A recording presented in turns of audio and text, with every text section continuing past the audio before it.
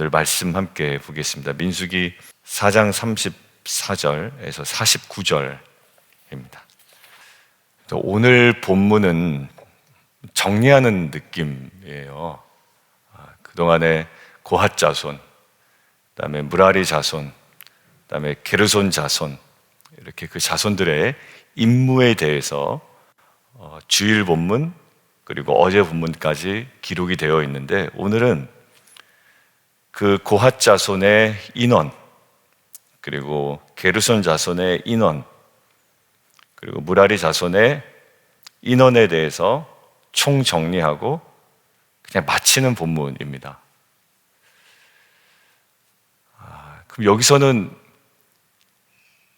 어떤 말씀을 저희가 좀 붙들고 또 묵상하고 기도할 수 있을까라고 생각을 좀 해봤는데, 보통 우리가 큐티 묵상을 할 때, 또 영화 관람을 할 때, 그리고 문학 작품을 이해할 때 그 저자가 의도적으로 반복하는 표현들을 우리가 묵상하는 것은 어찌 보면 기본이죠.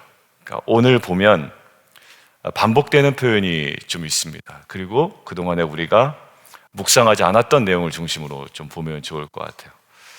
반복되는 표현은 그 종족과 조상의 가문에 따라 그 종족대로 계수된 자가, 모든 종족에 계수된 자, 또 종족과 조상의 가문을 따라 반복돼요. 근데 우리가 그 부분에 대해서는 묵상을 이미 했죠. 우리가 묵상하지 않은 부분들이 이제 좀 있을까라고 봤는데, 37절과 41절과 45절과 49절에 반복되더라고요. 이게 어떤 표현이냐면, 모세와 아론이 여호와께서 모세에게 명하신 대로, 그리고 41절이 모세와 아론이 여호와의 명령대로, 자, 그리고 45절 모세와 아론이 여호와께서 모세에게 명령하신 대로, 그리고 49절 여호와께서 모세에게 명령하신 대로. 지금 반복되는 표현이 여호와께서 모세에게 명령하신 대로라는 표현이 각 자손을 계수한 결과를 정리할 때마다 반복되었습니다. 자, 다시요. 각 자손을 계수한 결과를 정리할 때마다 과정을 반복했다라는 거예요. 제가 묵상을 해보니까. 몇 명이다 지금 나오죠? 2630명이고 2750명이고 그 앞에 보면 3200명이다 라는 계수의 결과를 이야기할 때 그 계수의 과정도 함께 이야기를 해요. 특별한 의미 없는 문장이 성경에 반복되어 나타날 리는 없겠죠. 그리고 전체 인원수 8580명을 이야기할 때도 이것은 그 과정이 어떠했냐면, 여호와께서 모세에게 명령하신 대로 계수된 결과가 8580명이었다라는 거예요. 좀 쉽게 얘기하면 이러한 표현의 반복은 모세가 하나님의 말씀에 온전하게, 그 과정 중에 말이죠, 온전하게 그리고 철저하게 순종했다라는 것들을 우리에게 반복적으로 알려줍니다. 또한 우리에게 강조되는 것은 하나님의 일은 철저하게 하나님이 원하시는 방식으로 이루어져야 한다는 사실을 강조하는 거예요.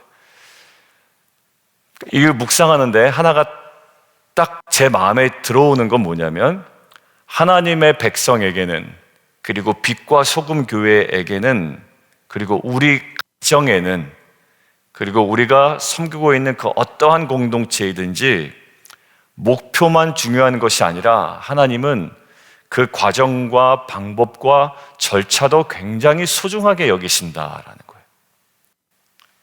만약에 그렇지 않았더라면 오늘 본문은 더 간단하고 간결하고 짧게 기록이 되었을 겁니다. 이렇게요. 고핫 자손은 2750명이고 게르손 자손은 2630명이고 무라리 자손은 3200명이고 총 합계는 8580명이다 라고만 기록이 되었을 거예요. 근데 결국 어떠한 결과 이전에, 목표 이전에 과정과 방법과 절차도 매우 중요하다라는 거. 모든 사역에는 목표가 있고요. 또 이뤄야 할 어떤 그 지점들이 있습니다. 근데 우리가 뭐로 가든지 서울만 가면 된다라는 방식은 성경적 방식이 아닌 거예요. 더디게 가더라도 우리는 정확한 길로 걸어가야 되는 사람이죠.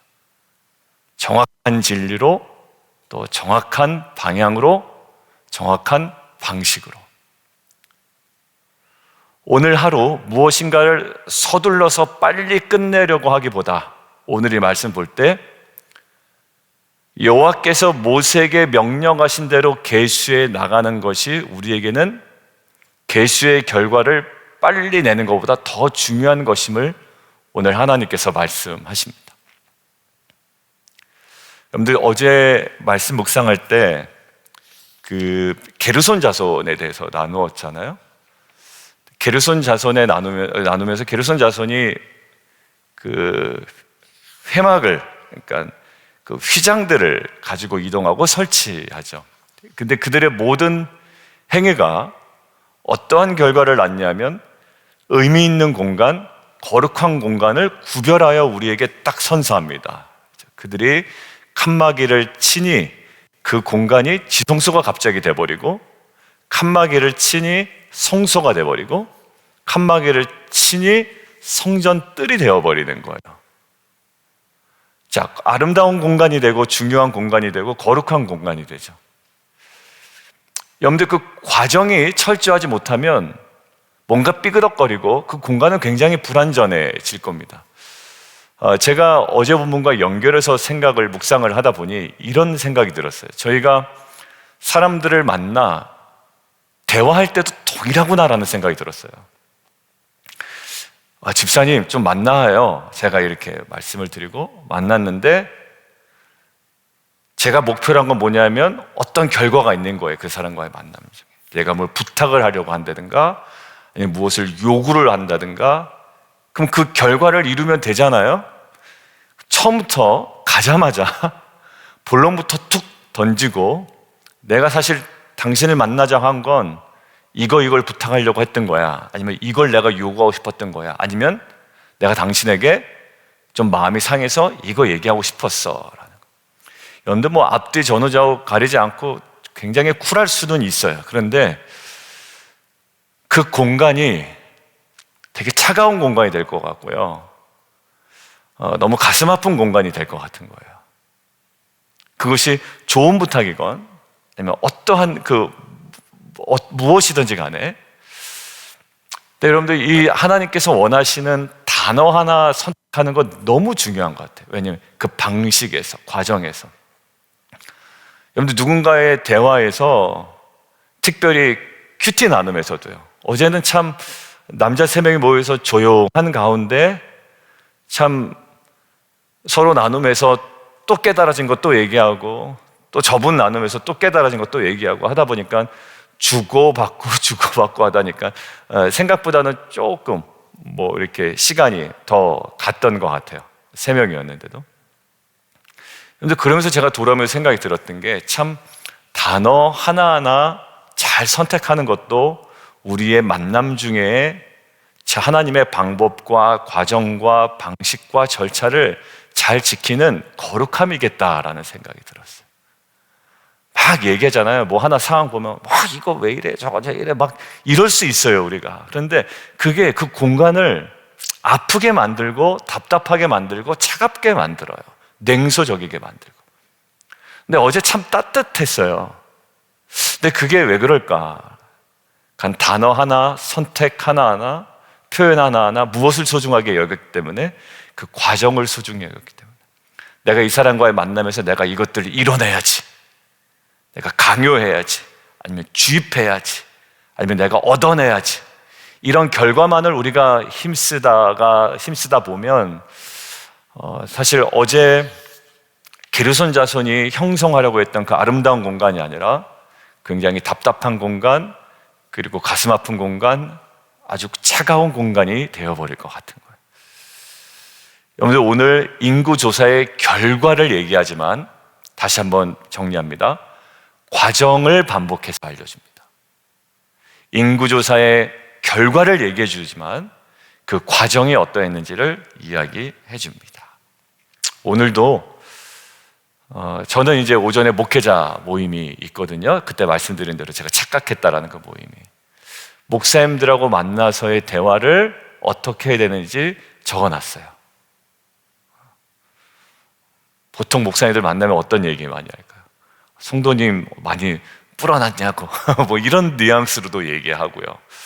뭐 여러 가지 얘기하죠. 그래서 하나님, 그러면 그 목사님들과의, 다양한 목사님들과의 만남 속에 그 하나님 원하시는 그 방법과 과정과 절차와 그 방식에 따라 단어 하나하나, 그리고 표정 하나하나 제가 잘 담아낼 수 있도록 해주십시오. 제가 괜찮은 사람으로 보이기 위한 연기는 아니에요. 그러니까 하나님 그곳에 저와 함께 하셔서 그 어떠한 그 만남을 통해 제가 얻으려는 유익이 있잖아요. 오늘은 이제 복음을 전하는 전도에 관한, 선교에 관한 그런 내용이거든요. 그래서 제가 그것만을 딱 얻어가지고 나오는, 다른 분과의 관계는 다 철저하게 단절시키고, 나는 하나님과의 관계 속에 이 강의만 열심히 들을 거야 라는 것이 아니라 그 과정과 방법도 하나님께서 잘 다뤄나가시는 분이니 거기에 잘 순종하는 만남 되게 해주십시오.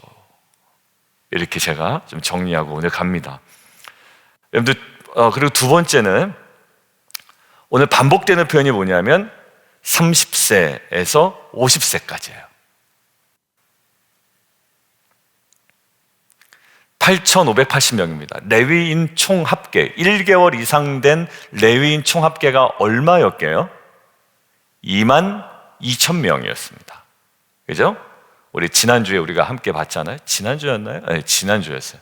레위인을 다 쪄보니까 22,000명, 그리고 장자의 수가 뭐 비교하니까 237명 차이가 나니까 이거 속전해라 뭐 이런 내용이었잖아요. 근데 레위인의 실제 수가 22,000명입니다. 자, 22,000명이었으니까 회막에서 봉사할 레위인의 30세부터 50세까지 8,580명, 얼마에? 3분의 1이 조금 넘는 숫자죠. 여러분들, 이것을 많다고 생각할 수도 있어요. 왜냐하면 성막이 그렇게 크지 않거든요. 크지 않은 성막에 8,580명이 막 거기서 움직여야 되잖아요. 그럼 너무 많아, 줄이자, 이럴 수도 있어요. 아니면 어제 나온 그 무라리 자손을 보면 막 무거운 기둥도 들어야 되고 이런단 말이에요. 그러면 좀 연령대를 좀 넓히자, 오히려 이렇게 얘기할 수도 있어요. 그런데 더 넓히는 것도 아니고 더 좁히는 것도 아니고 딱 30세부터 50세까지예요. 회막에서 레위인의 남자라고 늘 회막에서 봉사할 수 있었던 것은 아닙니다. 어느 일은 20대가 더 잘할 수도 있거든요. 왜냐하면 무거운 거 들 때는 30대보다는 20대가 기둥을 더 잘 들지 않을까. 우리도 뭐 무거운 거 들 때 여자분들은 좀 안 하셔도 됩니다. 젊은 남자들 어딨냐 이러면서 이제 부르죠. 야, 청년들 빨리 와, 이렇게 얘기합니다. 오히려 20세가 더 나을 수도 있거든요. 그런데 아니에요. 20세는 여기에 들지 않았어요. 이것들을 묵상하는데 회막 봉사의 일을 할 수 있는 때가 정해져 있었다라는 거예요.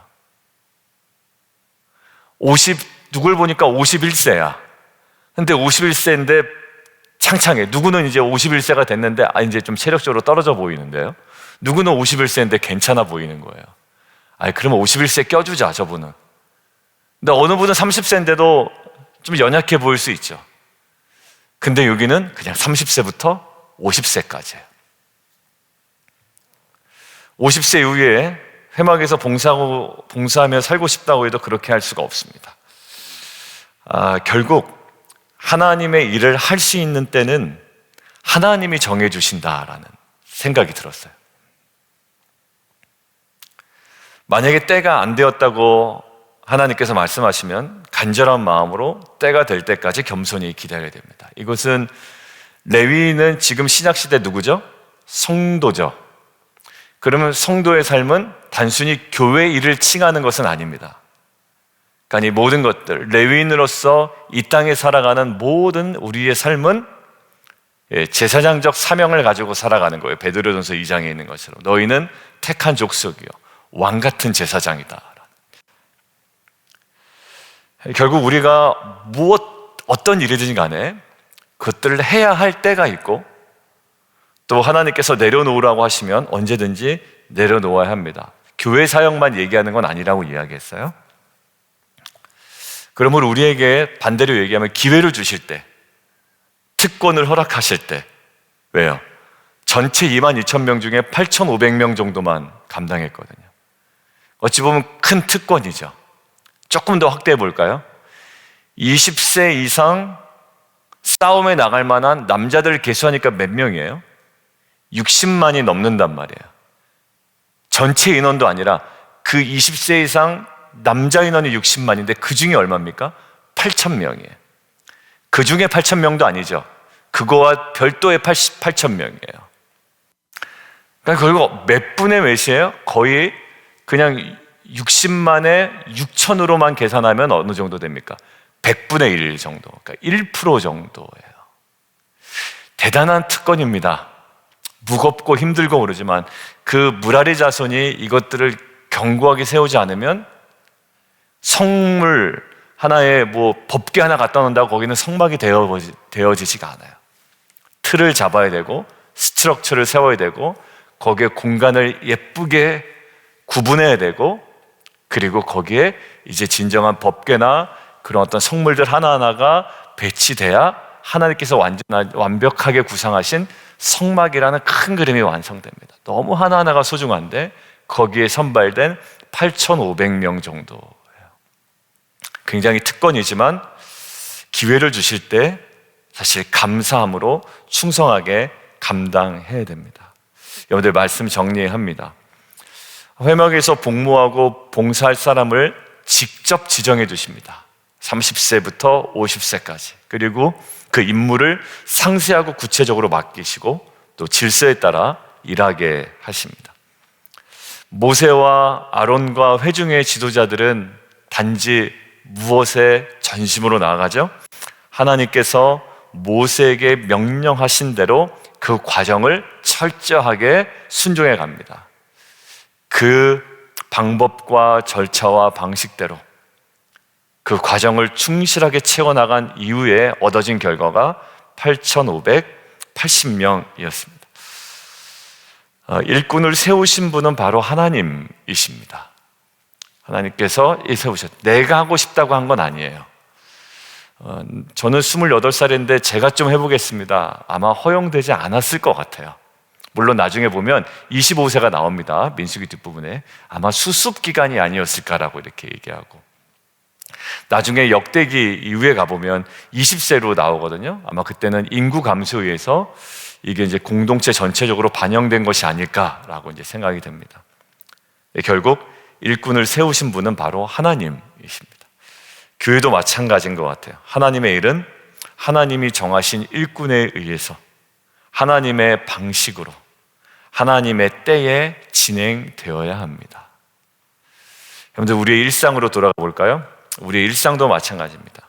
우리의 일상도 하나님의 모든 일과 주권 속에 있기에 하나님이 세우신 자의 모습으로 그리고 하나님의 방식으로 하나님의 때에 하나님의 마음이 온전히 담겨야 됩니다. 여러분들 오늘 누군가의 만남이 있으신가요? 그렇다면 이 게르손 자손처럼 그 공간을 질서 있고 의미 있고 거룩한 공간으로 만들어 가셨으면 좋겠습니다.